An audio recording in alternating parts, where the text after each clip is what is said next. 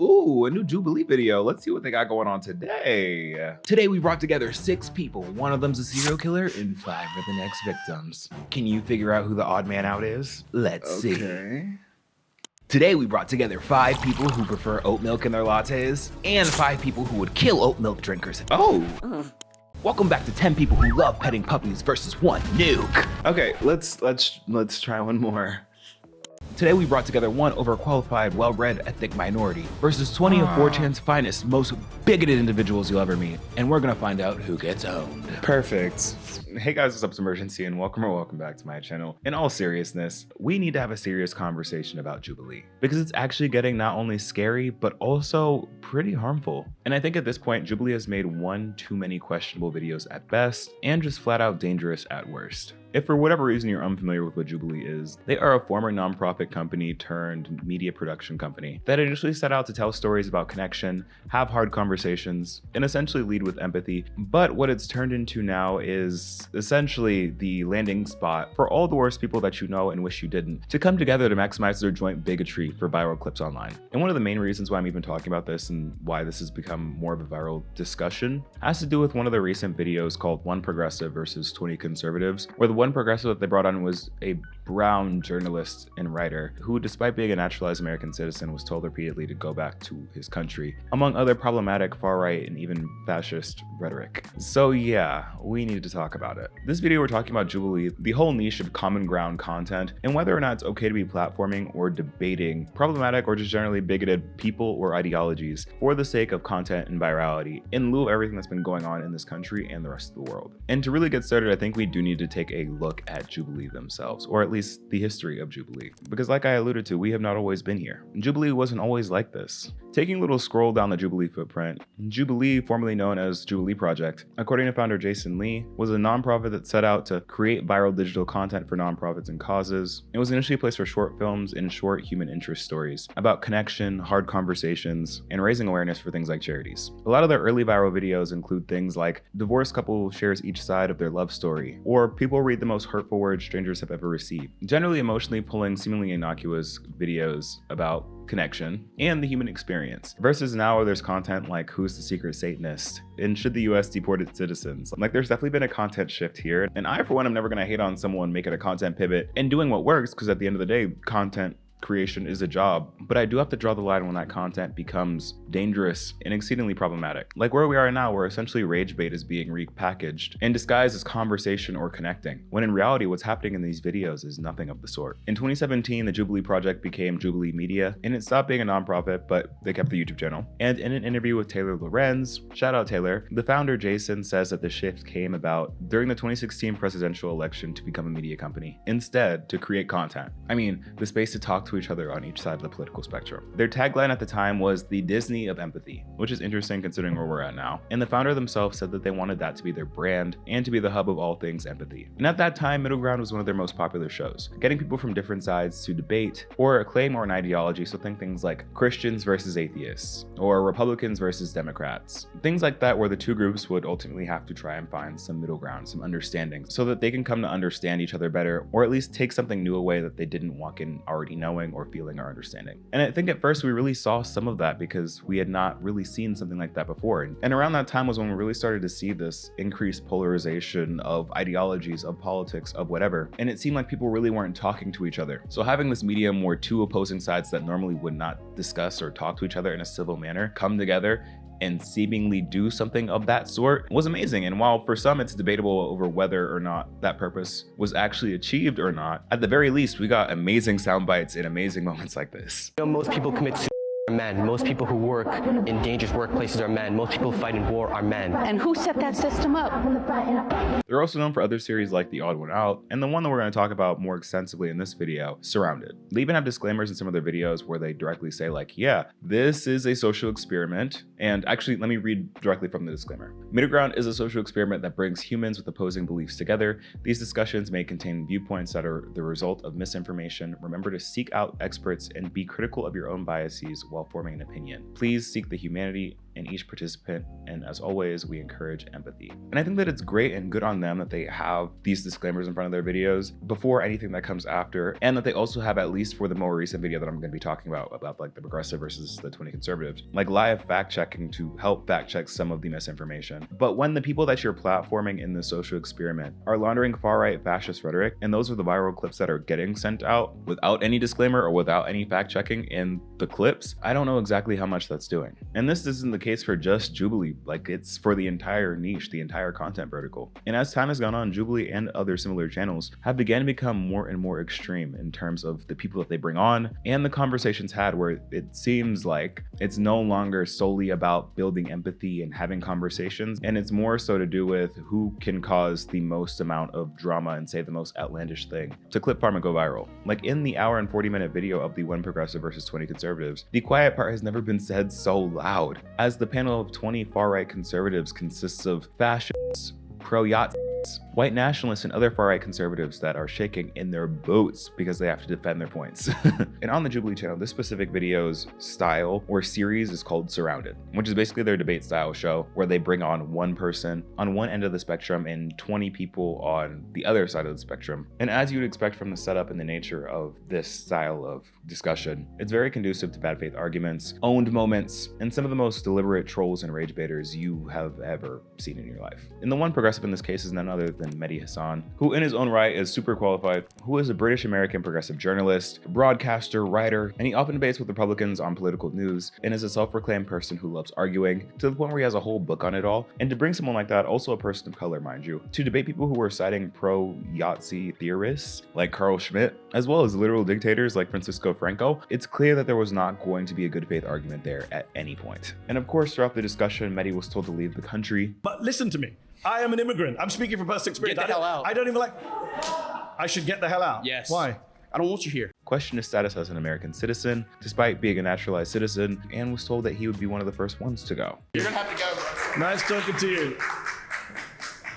You're gonna have to go, bro, is what he said as I left, to an American citizen. And to that, I have to ask, like, how is any of this built to foster this empathy? That seems to be the mission of this channel. Like, you can't build empathy or connection with someone who does not see you as human, or at least as an equal. And that's one of my main problems with this format of video. Like, at this point in history, the whole concept of political debate, and essentially what it feels like in a lot of these video formats, is that you're putting people on here to defend or debate the right to exist. And that inherently makes it a bad faith conversation. It makes it seem more like a grift. It's simply just rage bait. It gets the engagement, sure, but like at what cost? In an interview with Tim Miller post the Jubilee of it all, Mehdi Hasan says that the idea to be on this show was pitched to him, as the title suggested, 1 progressive versus 20 far right, because he'd seen many far right or conservative pundits previously, like Candace Owens, Charlie Kirk, Ben Shapiro, also appear on the series and have good faith conversations with progressives on the other side, but would not see as many leftists doing the same thing, which I guess is cool to have a break from the continuous Republican talking head debates. He also said that his platform isn't typically Gen Z or the younger demographic, but his kids and nephews knew of Jubilee, so he wanted them to see a progressive broadcaster have this debate with what he was told to be right-leaning conservatives and Trump supporters. But allegedly, he had no idea what he was actually in for. He says that he refrains from debating racists and fascists because bad faith arguments aren't actually debate, so he was caught off guard when he thought were just regular Trump supporters turned out to be far-right racists and fascists. Like, who the hell is Jubilee platforming? And what's honestly most shocking and kind of sad about this whole thing is that he says that within his 25 years of being a journalist, both in the US and in Britain, that appearing on this show without a shadow of a doubt was the most insane thing that he had ever done. But let's take a second to talk about exactly why this conversation and why necessarily what Jubilee has been doing is so inherently harmful. For one, we have to talk about the hypocrisy of wanting to establish middle ground and wanting to have a conversation without actually moderating the conversation at all and just kind of letting it happen and get as bad as it needs to get. Like oftentimes, not in all cases, but oftentimes in these conversations, it is like oppressor versus oppressed. And rarely out of these conversations is empathy ever built or anything really illuminated in any way. Like you have people out here that are being discriminated against for just existing and then having them on the show to defend their humanity. Like that's just wild to me. And I know none of these people are held here against their will. Like everyone on these shows signs up to be on Jubilee, right? I just think that the conversations themselves and the way that they're facilitated are a little wild. And the people that they are choosing to be on the show and pit against each other are rarely ever on the same footing, because what do you mean you have actual scientists debating flat earthers? Also within their shows, especially in Middle Ground, the way the questions are framed definitely have a certain slant to them to make them a little bit more emotionally engaging, and also seem to have like an alt-right framing to them. Like, do you feel disgusted when you see a fat body? What kind of topic point is that? And how do you continue a discussion from there? Like, how are you going to find middle ground on that question when the person you're debating is like the guy from Fresh and Fit? Like, if the times in 2016 where the content shifted were polarizing, now in 2025, the stakes are even higher and things are even more polarizing. Because like, what do you mean we're debating actual fascists? And that's another one of my big problems with this. Like, from what I've seen, the discussions are never really had at the same level or standard. Like, there's no reason for an overly qualified person who's an expert in their field to be debating someone whose knowledge base on the topic consists of only a few Google searches, and to have those two opinions be held at the same validity and the same level of importance. Like, no, this isn't me saying that like only certain opinions should be talked about, but yes, some opinions and thoughts and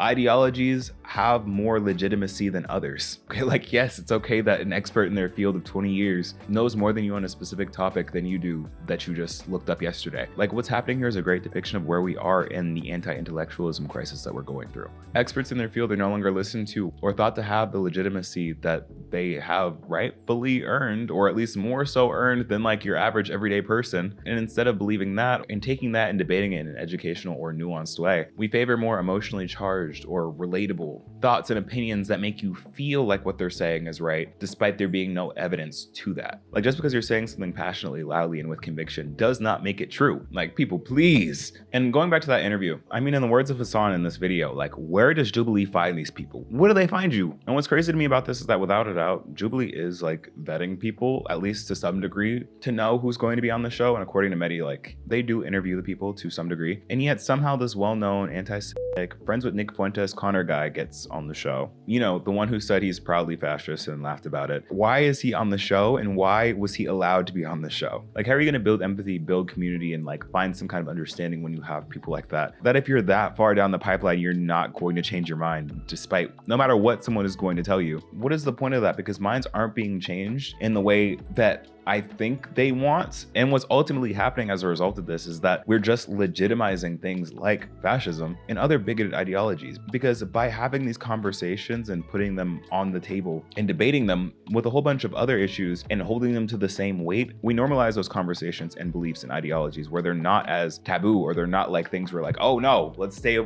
as far away from that as possible. It's like, oh yeah, I can understand that, that's okay. Which is a bad thing for a number of reasons, but it continues to open the door for more and more extreme ideologies and beliefs to enter the public zeitgeist. It's no longer relegated to just 4chan or other smaller corners in the internet. Like, it literally makes its way into mainstream media. And kind of getting to Mehdi's point about not debating like racism, fascism, whatever, like, there's no productivity coming from debating these people, because these conversations, no matter what your belief system is prior to, is only going to make you more staunch in your own beliefs. Because in your mind, when you're debating people like this without any form of moderation or without any form of like actual wanting for understanding, it's just validating to you everything you already think in your head about these people. These are essentially just examples of people reiterating, defending, and polishing their own beliefs and arguments to make the debate more so about winning than actual understanding, compromise, or empathy and learning. So the whole empathy shtick behind these videos is just really frustrating, because that's just like not the method and format for that to actually be the case, which makes you wonder like if that really is the goal, because if so,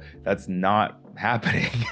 And I already know I'm going to see comments under this video like, well, by debating these people and showing these people on these platforms, it shows that these people really do exist. I mean, which in some cases they can be like, yeah, okay. But then you can also just turn on your news and give a few swipes and you'd see all of that already. Like, we don't necessarily need more of this stuff. Now let's talk a little bit more specifically about the problems with platforming extremist ideologies and whether or not there should be a hardline and what that should be and what that would look like. In the same interview with Taylor Lorenz, Jubilee's founder was directly asked about platforming bigotry and how there was essentially a marginalized community on one side and alt-right rage bait on the other, and how they try to mitigate that. And essentially what he does for the video is talk in circles, and he eloquently dances around the question, making a weird t-shirt analogy, saying that if him and the interviewer are wearing the same color t-shirt, that doesn't mean that they'd agree, and if they wore different colored t-shirts, that doesn't mean that they would disagree. It's kind of like a ludicrous idea if you think about the opposite, which is just because you and I both have, let's say, a red shirt on or a blue shirt on, that we will agree on 1,000 of the same issues, or if we have opposite colored shirts on, that we would disagree on 1,000 different issues. And I think it's like a more scary thought that we can't coexist in the same room.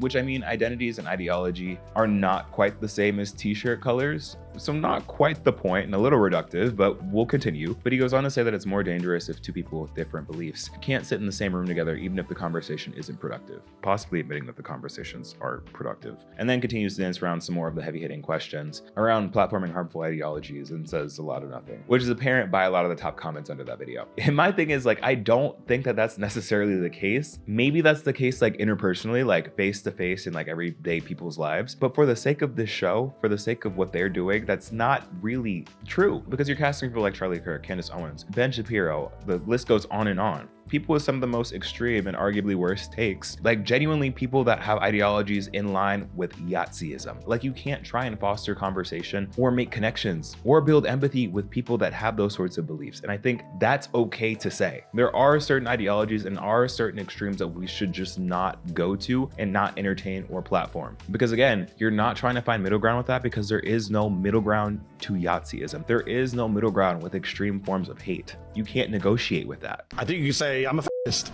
Yeah, I am.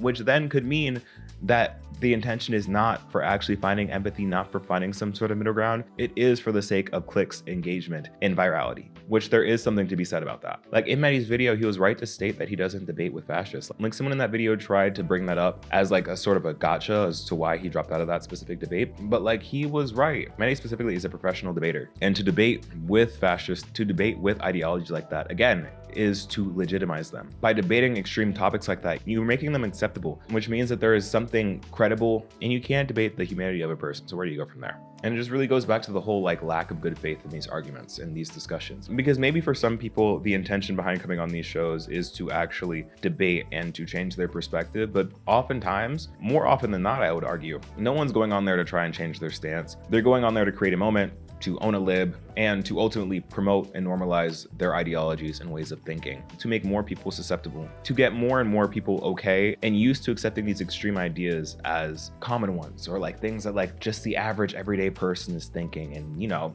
it's a completely valid argument that we want the eradication of an entire group of people. Like, that makes sense. That's something that we should debate. It's just a hot take, a hot button issue, but is worthy of a debate. Like, no, we can't do this. I'm sorry. Like, this was one of the bad ones. And that's sort of where I want to leave this video. Like, I don't want this to be like a giant hit piece against Jubilee. They don't need to completely shut down and burn to the ground, like Jubilee will crumble type. Like, no, I'm just saying that for a channel that has over 10 million subscribers and tons of engagement, literally the internet's microphone, there should be a lot more thought put into who's being platformed and really being honest why these people are being selected and platformed in the way that they are, knowing what the end results are. Like, just because there is a holy mission statement behind the content of wanting to spread empathy and kindness, like, there actually has to be actionable things behind that to prove it. Like, it can't just be words, and right now it seems like it is. And I completely understand that content is content is content. Like, people are reacting to it like it's doing numbers, it's doing well, but you're having people in your content making racist and xenophobic remarks towards other people on the show that are trying to have good faith arguments or debates, which kind of sinks the whole empathy thing. Like, while yes, the content on Jubilee is debatably entertaining, at least in the scope of that last video, things have gone too far.